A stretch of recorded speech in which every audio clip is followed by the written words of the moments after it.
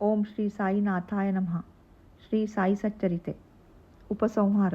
ನಾವು 51ನೇ ಅಧ್ಯಾಯ ಮುಗಿಸಿ ಕೊನೆಯ ಅಧ್ಯಾಯಕ್ಕೆ ಬಂದಿರುತ್ತೇವೆ. ಇದು ಮೂಲ ಮರಾಠಿ ಕೃತಿಯ 52ನೇ ಅಧ್ಯಾಯ. ಇದರಲ್ಲಿ ಹೇಮಾಡ ಪಂತರು ಮುಕ್ತಾಯದ ಮಾತುಗಳನ್ನು ಹೇಳಿ ಎಲ್ಲ ಅಧ್ಯಾಯಗಳ ಸಂಕ್ಷಿಪ್ತ ಪರಿಚಯವನ್ನು ಸೂಚಿಕಾಪತ್ರದಲ್ಲಿ ಕೊಡುತ್ತೇನೆಂದು ಹೇಳಿದ್ದರು. ಆದರೆ ಅದರ ಕರಡು ಪ್ರತಿ ಇರಲಿಲ್ಲ. ಆದುದರಿಂದ ಅದನ್ನು ಬಾಬಾ ಅವರ ಭಕ್ತರಾದ ಠಾಣಾದ ನಿವೃತ್ತ ಮಾಮಲೆದಾರರಾದ ಶ್ರೀ BV ದೇವ್ ಅವರು ಹೊಂದಿಸಿದರು. ವಿಷಯ ಸೂಚಿಯನ್ನು ನಾವು ಈ ಪುಸ್ತಕದ ಮೊದಲಿಗೆ ಕೊಟ್ಟಿರುವುದರಿಂದ ಪುನಃ ಕೊನೆಯಲ್ಲಿ ಅದನ್ನು ಕೊಡುವ ಅಗತ್ಯವಿಲ್ಲ. ಆದುದರಿಂದ ಈ ಅಧ್ಯಾಯವನ್ನು ಉಪಸಂಹಾರವಾಗಿ ಪರಿಗಣಿಸಲಾಗಿದೆ. ದುರದೃಷ್ಟವಶಾತ್ ಶ್ರೀ ಹೇಮಾಡ ಪಂತರು ತಮ್ಮ ಕರಡು ಪ್ರತಿಯನ್ನು ಪುನಃ ವಿಮರ್ಶಿಸಿ ಸ್ವತಃ ಪ್ರಕಟಿಸಲಾಗಲಿಲ್ಲ. ಅದನ್ನು ಮುದ್ರಣಕ್ಕೆ ಕಳುಹಿಸುವಾಗ ಅದು ಪೂರ್ತಿಯಾಗಿತ್ತು. ಆದರೆ ಕೆಲವು ಕಡೆ ಓದಲು ಅಸಾಧ್ಯವಾಗಿತ್ತು. ಕಾರಣ ಅದು ಹೇಗಿದ್ದಿತೋ ಹಾಗೇ ಪ್ರಕಟಿಸಲಾಯಿತು. ಅದರಲ್ಲಿರುವ ಕೆಲವು ಮುಖ್ಯ ವಿಷಯಗಳನ್ನು ಇಲ್ಲಿ ಕೊಡಲಾಗಿದೆ. ಸಾಯಿಬಾಬಾ ಅವರ ಶ್ರೇಷ್ಠತೆ. ಸಕಲ ಚರಾಚರ ವಸ್ತುಗಳ ರಕ್ಷಕರು, ಸರ್ವವ್ಯಾಪಿಯೂ ಸಮಸ್ತ ಭೂತಗಳಲ್ಲಿಯೂ ಸಮಬುದ್ಧಿಯುಳ್ಳವರಾಗಿಯೂ ಸಮಸ್ತ ಜೀವಿಗಳಿಗೆ ಕಲ್ಯಾಣ ಮಾಡುವುದರಲ್ಲಿ ಆಸಕ್ತರಾಗಿಯೂ ಇರುವ ಶ್ರೀ ಸಾಯಿಬಾಬಾ ಅವರಿಗೆ ನಮಸ್ಕರಿಸಿ ಅವರ ಆಶ್ರಯವನ್ನು ಹೊಂದೋಣ. ಅವರನ್ನು ಸ್ಮರಿಸಿ ಅವರಿಗೆ ಶರಣಾಗತರಾದರೆ ನಮ್ಮ ಸಕಲ ಅಭಿಷ್ಟಗಳು ನೆರವೇರುವವು. ಅವರು ನಮ್ಮ ಜೀವನದ ಗುರಿಯನ್ನು ಮುಟ್ಟಲು ಸಹಾಯವೆಸಗುವುದು. ಈ ಭವಸಾಗರವನ್ನು ದಾಟುವುದು ಬಹಳ ಕಠಿಣ. ಮೋಹವೆಂಬ ಅಲೆಗಳು ನಮ್ಮ ದುರಾಲೋಚನೆ ಎಂಬ ದಡಗಳಿಗೆ ಬಡಿದು ಮನಸ್ಥೈರ್ಯದ ಮರಗಳನ್ನು ಉರುಳಿಸುತ್ತವೆ, ನಮ್ಮ ಧೃತಿಗೆಡಿಸುತ್ತವೆ. ಅಹಂಭಾವವೆಂಬ ಮಾರ್ತವು ಬೀಸಿ ಸಾಗರವನ್ನು ಅಲ್ಲೋಲ ಕಲ್ಲೋಲ ಮಾಡುತ್ತವೆ. ಕೋಪ ಮತ್ತು ಅಸೂಯೆ ಎಂಬ ಮೊಸಳೆಗಳು ಅಲ್ಲಿ ನಿರ್ಭೀತಿಯಿಂದ ವಾಸ ಮಾಡುತ್ತವೆ.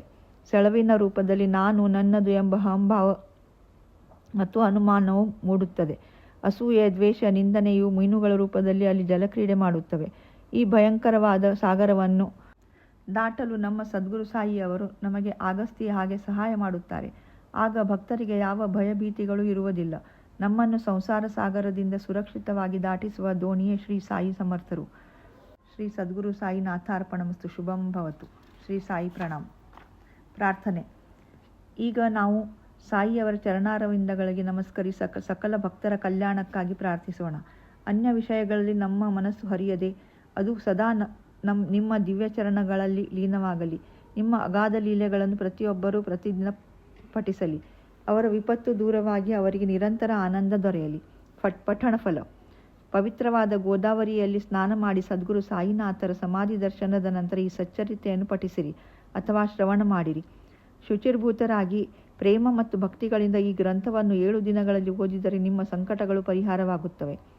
ಈ ಸಚ್ಚರಿತೆಯ ಶ್ರವಣ ಅಥವಾ ಪಾರಾಯಣದಿಂದ ಸಾಯಿ ಸಮರ್ಥರು ನಿಮ್ಮ ಸಂಕಟಗಳನ್ನು ಶೀಘ್ರದಲ್ಲಿಯೇ ನಿವಾರಿಸುತ್ತಾರೆ. ಬಡವರಿಗೆ ಧನ ದೊರೆಯುವುದು, ಪ್ರಾಮಾಣಿಕ ವ್ಯವಹಾರದಲ್ಲಿ ಪೂರ್ಣ ಯಶ ದೊರಕುವುದು, ಭಕ್ತಿಗೆ ಯೋಗ್ಯವಾದ ಫಲ ಸಿಗುವುದು. ಆದ್ದರಿಂದ ಗ್ರಂಥ ವಾಚನ ಮಾಡಿದರೆ ಸಾಯಿ ಸಮರ್ಥರು ಸುಪ್ರಸನ್ನರಾಗಿ ಅಜ್ಞಾನ ಮತ್ತು ದಾರಿದ್ರ್ಯ ತೊಲಗಿ ಜ್ಞಾನ ಮತ್ತು ಧನ ಸಂಪಾದನೆಯಾಗುತ್ತದೆ. ಸುಸಮಾಹಿತ ಚಿತ್ತದಿಂದ ನೇಮನಿಷ್ಠರಾಗಿ ಈ ಸಚ್ಚರಿತೆಯ ಒಂದು ಅಧ್ಯಾಯವನ್ನಾದರೂ ಪ್ರತಿದಿನ ಓದಿದರೆ ಅಮಿತ ಸುಖ ಲಭಿಸುತ್ತದೆ. ಗುರು ಪೌರ್ಣಿಮೆ, ಗೋಕುಲಾಷ್ಟಮಿ, ರಾಮನವಮಿ ಮತ್ತು ಸಾಯಿಯವರ ಪುಣ್ಯತಿಥಿಯ ಉತ್ಸವದ ಪವಿತ್ರ ದಿನಗಳಲ್ಲಿ ಈ ಗ್ರಂಥವನ್ನು ನಿಮ್ಮ ಮನೆಯಲ್ಲಿ ಓದಿರಿ. ಸಾಯಿಯವರ ಯೋಗ್ಯ ಸ್ತುತಿ ಮಾಡಲು ಶಬ್ದ ಸಾಲವು. ಕಾರಣ ಮೌನವೃತ್ತಿಯೇ ಸರಿ ಎಂದು ಕಾಣುತ್ತದೆ. ನಿತ್ಯ ಶುಭಕರ್ಮ ಮಾಡಿ ಶ್ರವಣ ಮೊದಲಾದ ನವವಿಧ ಭಕ್ತಿಯನ್ನು ಇಂದ ಮೋಕ್ಷವನ್ನು ಅಪೇಕ್ಷಿಸಿದರೆ ಅಂತಃಕರಣ ಶುದ್ಧವಾಗುತ್ತದೆ. ಗುರುವು ತಂದೆಗಿಂತ ಮಿಗಿಲಾದವನು.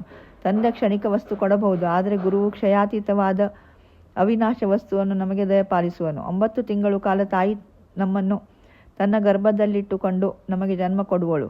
ಆದರೆ ಗುರುವು ನಮ್ಮನ್ನು ಹೊರಗಿನಿಂದ ತನ್ನಲ್ಲಿ ಅಡಗಿಸಿಕೊಳ್ಳುವನು. ಅಂತ್ಯ ಸಮಯದಲ್ಲಿ ಶಿಷ್ಯನು ಗುರುವೇ ಎಂದು ಸಾಯಿಯವರ ಸ್ಮರಣೆ ಮಾಡಿದರೆ ಅವರಿಗೆ ನಿಸ್ಸಂಶಯವಾಗಿ ಸಾಯುಜ್ಯತೆ ದೊರೆಯುತ್ತದೆ. ಪ್ರಸಾದ ಯಾಚನೆ. ಸಾಯಿಯವರ ಪ್ರಾರ್ಥನೆ ಮಾಡಿ ಈ ಕೆಳಗಿನ ಅವರ ದಿವ್ಯ ಪ್ರಸಾದವನ್ನು ಬೇಡಿ ಈ ಅಧ್ಯಾಯದ ಪರಿಸಮಾಪ್ತಿ ಮಾಡೋಣ. ಬಾಬಾ ವಾಚಕರಿಗೂ ಭಕ್ತರಿಗೂ ನಿಮ್ಮ ಪಾದಗಳಲ್ಲಿ ನಿರಂತರ ಭಕ್ತಿ ಅಂಕುರಿಸಲಿ. ನಿಮ್ಮ ರೂಪ ನಮ್ಮ ಹೃದಯಗಳಲ್ಲಿ ನೆಲೆಸಿ ಸಕಲ ಚರಾಚರಗಳಲ್ಲಿ ನಾವು ನಿಮ್ಮನ್ನೇ ಕಾಣುವಂತಾಗಲಿ. ತಥಾಸ್ತು. ಓಂ ಶ್ರೀ ಸದ್ಗುರು ಸಾಯಿನಾಥಾರ್ಪಣಮಸ್ತು. ಶುಭಂ ಭವತು. ಶ್ರೀ ಸಾಯಿ ಪ್ರಣಾಮ್. ಓಂ ಶಾಂತಿ ಶಾಂತಿ ಶಾಂತಿ.